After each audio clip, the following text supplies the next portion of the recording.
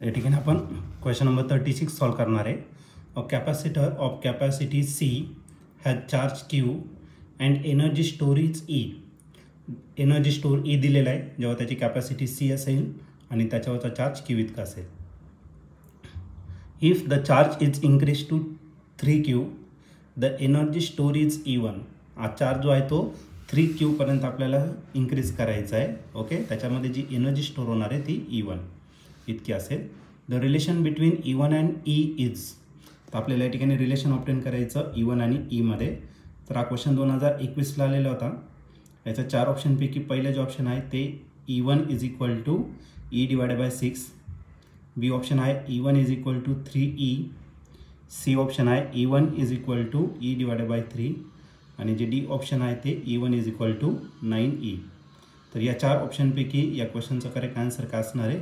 चला त्याला सॉल्व करूया आणि मग आपण डिसाईड करूया. तर या क्वेश्चनमध्ये आपल्याला एक कॅपॅसिटर दिलेले आहे ज्याची कॅपॅसिटी सी इतकी आहे आणि त्याच्यावरती चार्ज क्यू इतका आहे आणि त्याची जी एनर्जी आहे ती किती दिली आहे तर ई इतकी त्याची एनर्जी दिलेली आहे. एनर्जी आपण रिप्रेझेंट करणार आहे लेटर ईने या ठिकाणी आपण रिप्रेझेंट करणार.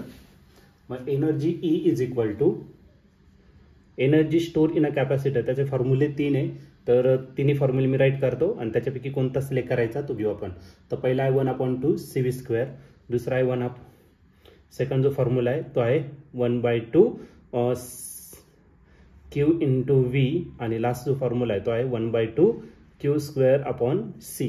तर या केसमध्ये आपल्याला काय काय दिलेलं आहे तर एक चार्ज दिलेला आहे आणि दुसरं कॅपॅसिटन्स दिलेलं आहे. बरोबर की नाही. पोटेन्शियल आपल्याला दिलेलं नाही म्हणजे फर्स्ट नंबरचा फॉर्म्युला आणि सेकंड नंबरचा फॉर्म्युला आपण यूज नाही करू शकत. मग या ठिकाणी आपण फक्त एकच फॉर्म्युला यूज करणार आणि तो म्हणजे कोणता तर थर्ड नंबरचा फॉर्म्युला म्हणजे 1/2 Q²/C.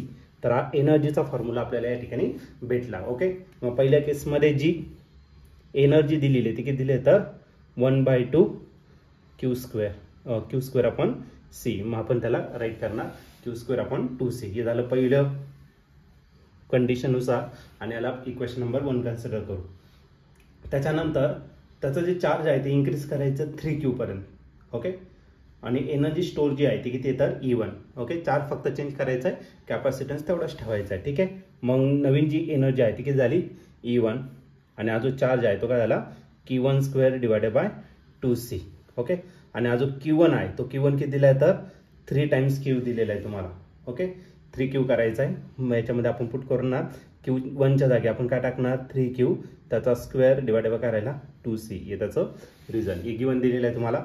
3चा स्क्वेअर जर घेतला तर तो काय असणार 9 आला Q² total divided by 2C.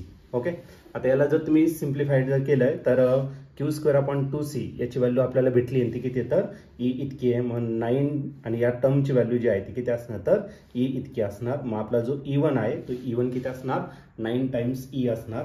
आणि या ठिकाणी तुम्ही ऑप्शन जर बघितलं तर ऑप्शन नंबर डी जो आहे तो या क्वेश्चनशी करेक्टली मॅच होतोय. मग या क्वेश्चनचं जे आन्सर असणार ते ऑप्शन डी आणि ऑप्शन डी म्हणजेच काय तर E1 is equal to 9E.